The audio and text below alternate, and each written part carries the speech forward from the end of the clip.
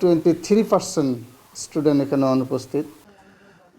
পরীক্ষার দিন মানেই কোমলমতি শিক্ষার্থীদের চোখে মুখে রঙিন স্বপ্নের হাতছানি।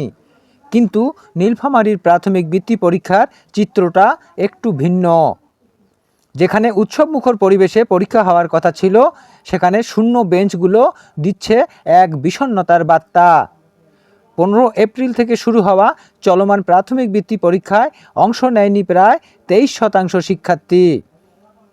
নীলফামারীর 6টি উপজেলায় 14টি পরীক্ষা কেন্দ্র ছিল, 7 রব, কিন্তু কেন্দ্রের ছিল এক হাহাকারের দৃশ্য।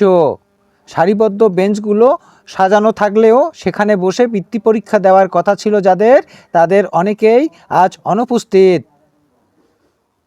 এবছর প্রাথমিক বৃত্তি পরীক্ষায় অংশ নেওয়ার কথা ছিল 10,045 জন শিক্ষার্থীর, কিন্তু কেন্দ্রে হাজিরা দিয়েছে 7,700 এরও কম শিক্ষার্থী।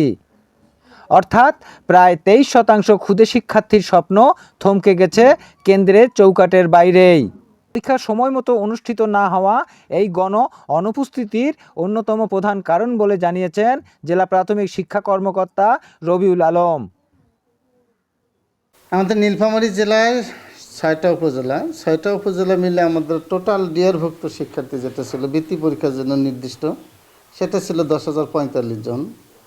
এই 10,045 জন স্টুডেন্টের মধ্যে আমাদের গতকাল পরীক্ষা যেটা হয়ে গেছে বাংলা বিষয়ের, সেই পরীক্ষায় অংশগ্রহণ করছে 7,688 জন। এখানে দেখা যাচ্ছে যে আমাদের প্রায় 23% স্টুডেন্ট এখানে অনুপস্থিত।